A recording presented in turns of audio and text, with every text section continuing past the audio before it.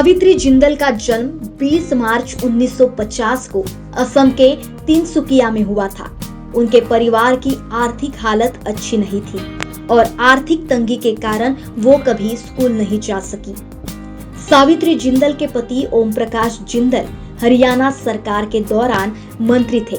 अपने पति के निधन के बाद वह हिसार निर्वाचन क्षेत्र से हरियाणा विधानसभा की सदस्य भी थी। हालांकि वह 2014 में हरियाणा विधानसभा के लिए हुए चुनाव में हार गई। वह इंडियन नेशनल कांग्रेस राजनीतिक दल की सदस्य है।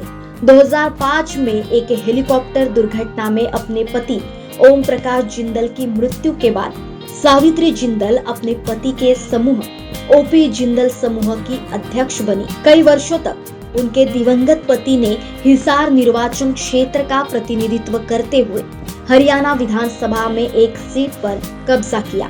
2005 में उनके निधन के बाद जिंदल इस पद के लिए चुनी गई। 2009 में वो फिर से चुनाव लड़ी और विजयी रही। उन्हें 29 अक्टूबर 2013 को हरियाणा सरकार में कैबिनेट मंत्री के रूप में अपना योगदान दिया। पिछली कैबिनेट में सावित्री जिंदल ने विभिन्न मंत्रालयों जैसे राजस्व और आपदा प्रबंधन, चकबंदी, पुनर्वास और आवास राज्य के मंत्री के रूप में कार्य किया। उन्होंने शहरी स्थानीय निकाय और आवास राज्य मंत्री के रूप में भी कार्य किया। हरियाणा के ऐतिहासिक पृष्ठभूमि पर विधानसभा सदस्य के रूप में कार्य किया। तत्पश्चात 2010 में बिजली मंत्रालय का प्रभाग दिया गया। सावित्री जिंदल के पति ओम प्रकाश जिंदल एक इंजीनियर थे और उन्होंने सन 1952 में ओपी जिंदल ग्रुप की स्थापना की। कंपनी स्टील, खनन, बिजली, तेल और गैस इन 4 क्षेत्रों में काम कर रही थी और चारों ही क्षेत्रों में कंपनी को बहुत सफलता मिली। वर्तमान में इन चारों क्षेत्रों में प्रत्येक का कार्यभार उनके 4 पुत्रों द्वारा संभाला जा रहा है। जिंदल स्टील्स को पूरे भारत में स्टील्स का तीसरा सबसे बड़ा उत्पादन माना जाता है। हालांकि सावित्री जिंदल को उच्च शिक्षा प्राप्त करने का सौभाग्य प्राप्त नहीं हुआ, तथापि और समस्त भारत की सबसे शक्तिशाली महिला के रूप में गिनी जाती है। अपनी सूझबूझ और कौशलता के बलबूते उन्होंने भारत के सबसे धनी महिला एवं 16वीं सबसे धनी भारतीय होने का गौरव प्राप्त किया है। इसके साथ साथ दुनिया की 7वीं सबसे धनी मां भी है। सावित्री जिंदल को भारत के वाणिज्यिक उद्योगों में विकास में उनके योगदान की मान्यता में 2008 में अखिल भारतीय तेरापंथ महिला मंडल द्वारा आचार्य तुलसी कर्तृत्व पुरस्कार की उपाधि से सम्मानित किया गया। सावित्री जिंदल का विवाह 70 के दशक में ओम प्रकाश जिंदल से हुआ था। रतन, पृथ्वीराज, सज्जन और नवीन जिंदल उनके 4 पुत्र हैं। चारों पुत्र उनके पति द्वारा स्थापित समूह के प्रमुख पदों पर आसीन हैं। उनके पति ओम प्रकाश जिंदल का हेलीकॉप्टर दुर्घटना में 2005 में निधन हो गया था। कहा जाता है कि सावित्री जिंदल की कुल संपत्ति 18 बिलियन से अधिक है, जो उन्हें अपने देश की सबसे अमीर महिला बनाती है।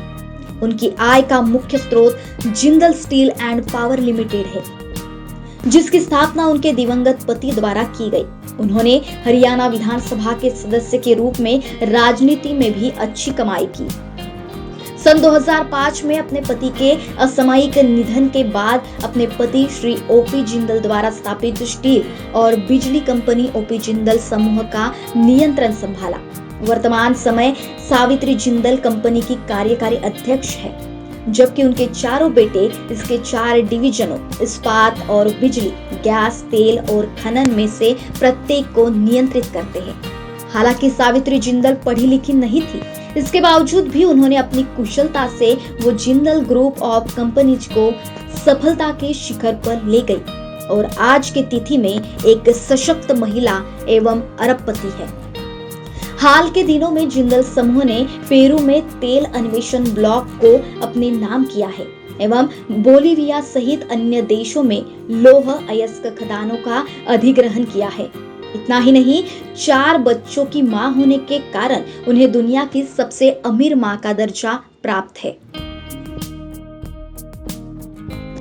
देश में महिलाएं भी अब बदलते समय के साथ अपने लिए नई राहें बना रही है। आधुनिकता के इस जमाने में महिलाएं घरों की चौखट को फांदकर आगे बढ़ रही है। अपने घर परिवार को संभालते हुए इस पुरुष प्रधान समाज में अपने लिए सम्मानित जगह बनाई है।